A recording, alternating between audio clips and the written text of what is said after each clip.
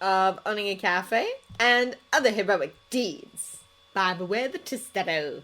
Chapter 98. Saturday, Part 2. Arriving at Tokyo Budokan, they were greeted by Nezu, Moto-sensei, and Toshinori with a fiercely grinning Takeo. Hey, Rugrats. You gonna win our dojo lots of trophies today, ah? Rumi-chan, we can count on you too, right? The golden-eyed dojo owner grinned.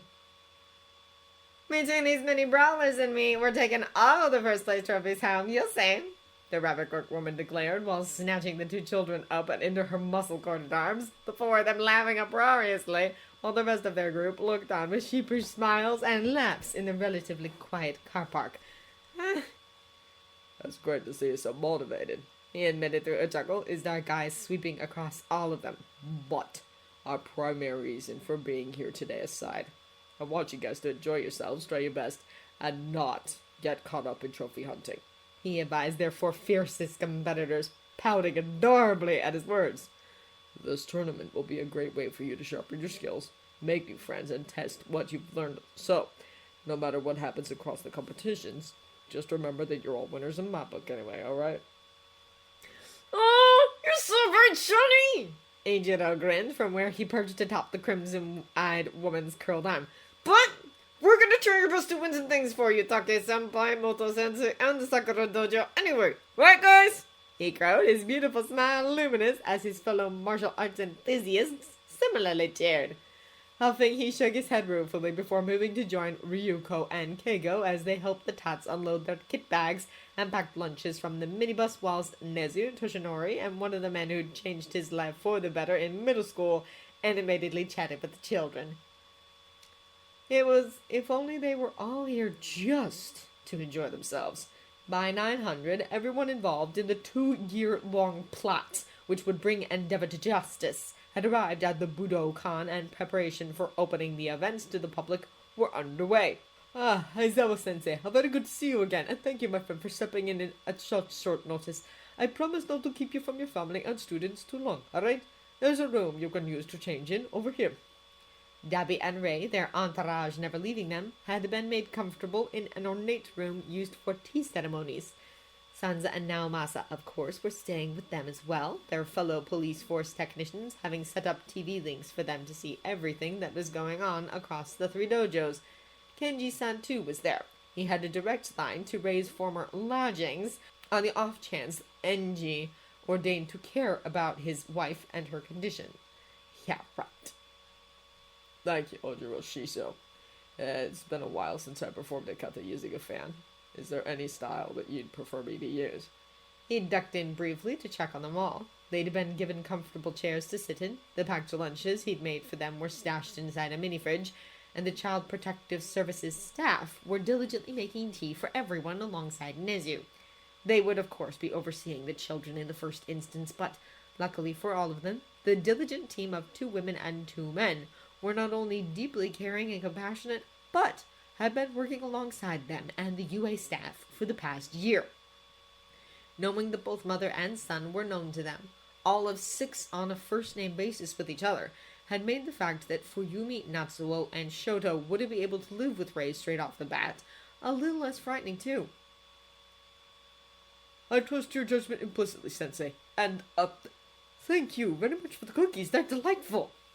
Then, leaving Mitsuki, Inko, Mimitachi, and Spinner with Tomura to keep the no doubt anxious pair as calm and comfortable as possible, he'd hugged his oldest ward and the teen's mother goodbye before making his way back to where Rumi and his tots were preparing for their matches amongst a sea of similarly geek-loathed individuals. You're very welcome. Did you say that your grandson would be here today? Nato, Izuku, and Hitoshi, the study group's strategists, were found standing before the match setup boards, their eyes tracking names, looking at the faces of their competition, and coming up with ways to outmaneuver, deflect, and ultimately defeat their opponents. Their ideas crowdfunded into one of the emerald-haired boy's notebooks. I guess young Mashiro is my most promising student. He was very pleased to know that Principal Nezu would be in attendance today. It's his dream to enter UA for their hero course, you know. Then he'd look to where Mirio, Katsuki, Eijiro, and the rabbit-quirked woman had gathered, their eyes focused on the plethora of trophies which had been beautifully presented across a range of staggered tables, all of them egging each other on to snag whichever prizes fell within their age and ability categories. Keigo and Ryuku, both a little sheepish since other competitors kept looking at the group, appeared to have made their excuses to leave. They'd no doubt have a look at the various stalls filled with martial arts paraphernalia, which had sprung to life around the expansive site before taking their seats in the spectators area. I'd be more than happy to introduce him if you'd like. This sounds a wonderful friend of mine and is always looking for promising young people to support. Oh, and I'd love for him to meet my students too. How old is he now? Toshinori, Oto-sensei, and Takeo didn't show any signs of leaving the area, though, their eyes glittering as they pointed at various medals, ribbons, and cash prizes up for grabs. The lad's just turned 9, as it happens. He does tend to struggle when it comes to making friends, and sorry as I am to say it, many don't value our inherited mutation quirk as anything particularly valuable, and, well, you know how it is today with the youth and so-called fleshy quirks. They seemed even more excited than the young people they were chatting with, and although the bronzed number 1 was instantly recognizable to him at all times, he was somewhat bemused that the powerhouse wasn't being swamped by fans. I'm sorry to hear that, Shisho. However, I think he'll be pleasantly surprised when he meets my kids. We're more about people than we are about quirks. In fact, Midoriya-kun, who is hoping to get his purple belt before the year's over, is quirkless. He's really not going to let such a little thing get in the way of the future he wants, you see. How a baseball cap and civilian clothes managed to fool so many people, he'd never know. Really? My goodness! That is remarkable, especially for this day and age. However, if I remember rightly, there was a certain plucky golden-eyed boy with a very compassionate older brother who felt just the same as that so. Ah, to see him so full of energy and working towards becoming the master of Moto-sama's pride and joy is an absolute credit to you, and both myself and other old-timers are looking forward to seeing how he'll keep our beloved art alive for the next generation to enjoy. Spinner, if he remembered rightly, had called it the Clark Kent effect, whatever that meant. You're really too kind.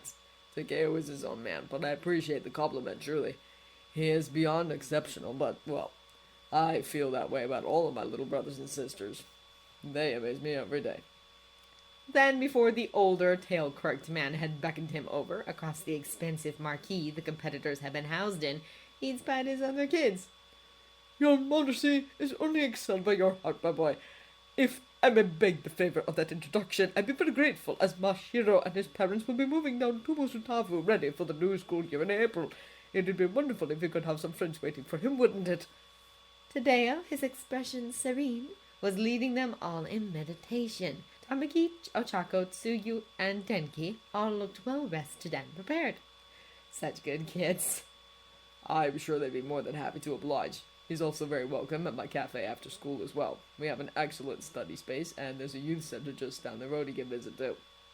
He really couldn't have been more proud of them, and when looking around at the talent, he felt confident that on top of helping the Todorokis, they'd learn a lot today. Oh, Aizawa-sensei, that sounds perfect, thank you. Plus, he may have a selection of Noronoko trophies waiting for them at home too, anyway. Yawning, Kaminari Denki waved at his dad before continuing his ambling around. He wasn't bored of meditation per se, he just didn't want to get too sleepy. Sure, he could go and listen to the brains of their soon-to-be hero team plotting strategies for them all, or go stare at the shiny, so shiny, trophies with Miriotachi, but instead, he had gone for a walk around, his eyes wide as they regarded the vast array of ages, genders, and mutation quirk wielders who sat, stood, stretched, or showed off katas within the carpeted space, his mouth forming a little O as he contemplated the different colored gis, belts, and people. When he stopped to think about it, he was so lucky, wasn't he? Here he was, 9 years old, doing better in school than he ever had, and wandering around a tent filled with professionals from around the world, whilst on a super secret, super important mission to save some kids who lived through a hell he could hardly imagine. He loved his parents. They loved him. He'd never been frightened of them, and thanks to Shoni helping to get them just as involved in the Noronoko as him and his friends, their relationship had grown and changed so much. He knew much more about the man who'd sired him, too, because they chatted to and from their jaunts to the stray cat. They laughed, joked, and looked at memes together as well. That's why the more he thought about Todoroki Enji and the sad look in Rei-san's eyes and the trembling anger he spied in Davini's shoulders, he couldn't help but feel extra sad. No child or partner should be frightened of their spouse or parent, shouldn't they? Ow! Blinking out of his thoughts, the lightning quirk user felt his head snap to the right, his brows rising at what he saw. You should really watch where you leave that thing lying around, you know? Gasping, he watched as a kid around about his age clutched a tail to his white gi chest, his eyes a little teary as two older girls and an older boy loomed over him with sneers on their faces. What the hell are you supposed to be anyway, a rat or... Hey! Scampering over, his honeyed eyes narrowed. Denki positioned himself between the taller youths and their target, his arms folding. This is meant to be a friendly competition, he told them whilst the kid behind him stiffened. You should apologize for hurting him and making fun of him, he furthered as he looked each blinking, owlish bully in their faces. What? One of the girls laughed snorted. And what would you do if we don't, Pipsqueak? Nothing, he shrugged, the older kids balking. If you don't make the right choice, then that's on you, he told them mildly. But you'll come to regret walking away without setting things right, you know? This kid's gotta screw this. The other girl, her fox-featured face narrowing incredulously, sneered. What the hell is stopping me from drop-kicking you right now just for getting on my nerves? Well, he replied, his right brow cocked, you'd be booted out of the competition for one thing. I can't imagine that your sensei or parents would be pleased about that, can you? He mused, his stance and posture never once shifting. Oh, and who believed that we were the ones at fault, nah? The boy, his forearms flexing in what he assumed to be an intimidating gesture, grinned. It's our word against yours. Well, that's just not the case. Blinking, he tilted his head to the side to see Hitoshi, Neto, and Izuku approaching, all of them smiling with Shoni's ward at the fore, his head slightly tilted to the right. Because now there's 5 of us and only 3 of you, he offered. Perhaps if you're not going to make your apology, we should alert an appropriate adult, he adds, a sly grin curving his features. We know several here. Vanada! The first girl, her purple skin darkening in a partly embarrassed but mostly angry grimace. Sorry, Alosa. Keep that creepy limb of yours to yourself in the future, unless you want it trodden on again, she advised with a sniff before tilting her head up and stalking away. Come on, you guys, let's leave the babies to it, she called whilst marching through the throngs of chatting, laughing, and blustering people. Bye, Denki called whilst waving.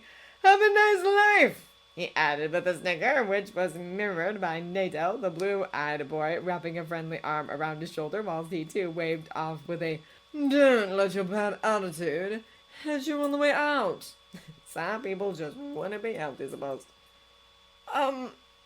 Then, with a blink, he and his friend turned around to where the kid he'd stepped in to help was stood, his cheeks a little flushed as Izuku carefully inspected his... the poor guy. Bruised tail from a respectable distance whilst muttering to himself about the coloration of broken capillaries and whether or not an ice pack would be sufficient. Don't mind Deku. He's gonna become like a super amazing doctor hero when he's older. He just want to make sure you're okay, he cheerfully told the dark-eyed boy, who was now awkwardly stood before a semicircle of other friends. So, hey, hi, how are ya? I'm Kaminari Denki, and these are some of my very best friends, he introduced. This is the super talented Monoma Neto. That's just as super talented Shinso Hitoshi, and Deku's real name is Midoriya Izuku, but we all call him Deku, cause that's been his nickname since forever. Just give him a minute to finish his analysis, alright? He furthered, whilst the others laughed. So, who are you? And more importantly, do you want to come and hang out with us? We have like the best snacks that we'd love to share with you too if you're hungry. Having gone to the bathroom, Tsuyu took a moment to appraise the Maki herself.